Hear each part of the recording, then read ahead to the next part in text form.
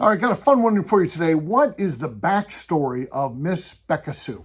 So Miss Beka Sue, a.k.a. Rebecca Bolton, a.k.a. Rebecca Neely, is a regular. She's pretty well known in the bourbon industry at this point. She serves as both running the barrel program at Neely Family Distillery, as well as now being their master blender on site.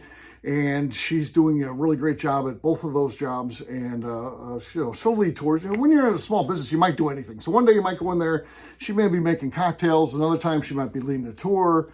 Other times, who knows? She could be helping, throw cases on a truck. It's just, you do a little bit of everything, and she's kind of does a little bit of everything depending on what's needed on that particular day. And that's just kind of part of the deal. That's just small business. It's just what you have to do. So she's really well known at this point. She's also really well known as being the co-host of the Bourbon Daily. So I have two co-hosts. I've got both Becca Neely and McNew, and the two of those have been with me a long time. So I want to say at least 8 years for McNew, at least 7 years for Becca, and it might be longer than that. It might be 8 years for Becca at this point, and 8.5 or 9 years for McNew. I think the McNew started in December, so she's right at the cusp of 9 years as we record this. So kind of cool, but the backstory today is about Miss Beka Sue. So Miss Beka Sue, how did I get to know her? She's a wild personality. She's fun. She's sweet. She's beautiful. How do you get to know a person like that when you're me? I don't actually know, but I'll tell you how it happened for me. And that's just one of those things. So I'm on social media, not before I do any of my bourbon stuff. So I first go on to social media for the very first time on Facebook back in 2013, I think. That was the first time I had written a book and wanted to promote it. I had no way to promote anything because I wasn't on any social media. So I opened up a Facebook account. And then after a while, people talked to me to go on Instagram. Or maybe it was reverse. Maybe I started on Instagram and went to, I don't know. I'm not sure. No, maybe it was Twitter. This story is absolutely terrible. It was Twitter. I was on Twitter first and didn't want to do anything else. I'm like, I'm not doing anything else. That's it. I'm going to be Twitter, and because it's only at that time, 140 characters, and that includes the pictures, take off X amount of characters. It's easy. But I can promote my stuff. I can be like, buy this book. And that's what I did, but I got to know some people on social media, and they were like, get on Instagram. So I got on Instagram second, and then I think I got on Facebook last, actually, out of those three. And I'm not doing the TikTok. And then I say that, and then next week it'll be like, hey, I'm opening a TikTok account. But I'm not planning on it. But yeah, it's hard to say never because it just sometimes stuff happens. So I'm on Twitter, and then I go on Instagram. And on Instagram is where I see Miss Beka Sue, because she's a whiskey drinker, but not very much bourbon drinker, more kind of scotch and a little bit of bourbon, I guess. I mean, kind of like an old crow drinker, though. So not very, very bottom shelf stuff. So, I see her on there. She's nice. I don't know. She likes my stuff. I like her stuff. Maybe from time to time commented on a post, maybe in the public forum.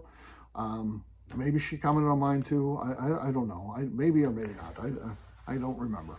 But the time that I know that I did reach out to her and her friend Ashley McGee were at a bar, and they did this thing. It's like they said, just we're swallowing dimes. I'm like, what the hell does that mean? So this is like this video. So I watched this video, and I don't know what the hell's going on. There's this guy there. The two of them are sitting at the bar, and the camera's facing them, and there's a guy trying to get their attention. He's like tapping on the back of one of their shoulders, and they're just ignoring him. They're not even.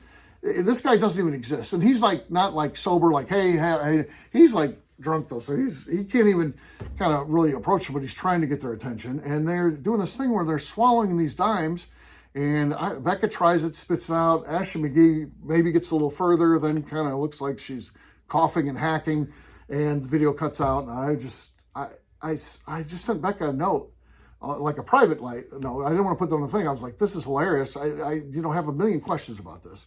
And she, sends a message back to me and said, hey, you want to see the rest of the video? I was like, sure. So I get to see the whole video, and then, Ashley McGee's thrown up, the dime that she swallowed, and the other guy is, they never do pay attention to him. He eventually turns away and just walks away. It was just funny. It was a funny video. And I asked her, now that I have this dialogue going with her, I said, you're into whiskey, I think, right? It looks like on your page you're a whiskey drinker. She says, yes. So I said, would you like to come on, a show and do a show? And she said, yes, I'd do that. So she comes on a show, and it was going to be Who Wants to Be a Bourbon Millionaire, which is a thing I used to do as like a game show, kind of off to be Who Wants to Be a Millionaire. And the idea was, instead of winning cash or anything like that, you would win samples from my collection if you answered things. And Beka crashed and burned on the first question because she really wasn't that into bourbon. Again, she was more of a Scotch drinker. But when you come on the show, you don't do just one show, you do 4 or 5 shows, depending on what night it is. And so we're on with her for a while, and she was very funny. She was enjoyable. She was a presence on the air. And after that, I said, she didn't like right away. People were like, oh, that's how she became your co-host. No, that's not at that time. I mean, so as that ended, I just asked her to be a guest other times. So if you listen to the show, it's always me. It's the co-host, which is now Beka and McNew. And then there's 3 other people. And those 3 other people, I mean, I use the same cast of characters again, but I mix up when they come on and all that. I think it's just a way to keep the show fresh.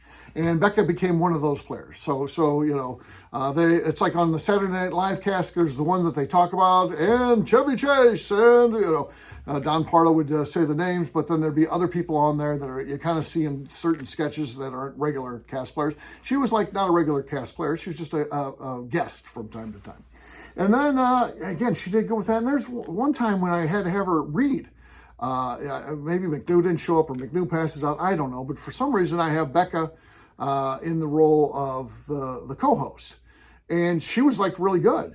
Like, I had no idea. She could like, reading, I'm not like congratulating her for reading here. She read it with passion and some oomph. There's some excitement in someone's voice. You could, if you're just deadpan reading something, you're not much of an announcer. She had that kind of hard to identify quality that made for a good announcer. So after that, once that happened, then I said, you want to be, my regular co-host. And then I really finally landed on what the show would become. I would record with McNew on Friday nights. We'd do 5 shows.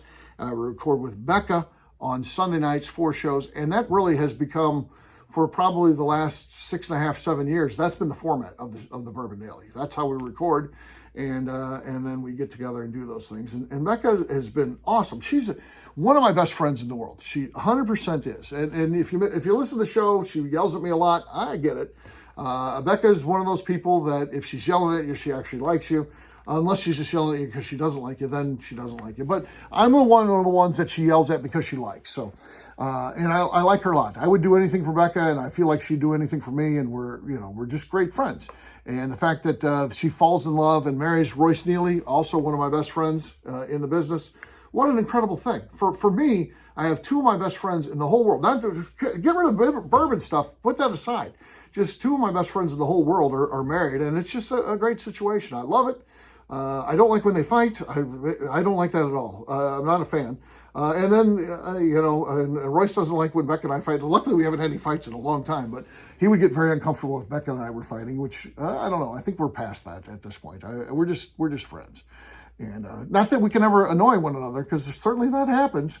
But now it's just, we realize there's a deeper friendship there where we realize, hey, your best friend, it can annoy you at times, but that doesn't mean you don't like them. So I think we're to that point. So yeah, that's kind of the backstory of Miss Beka Sue.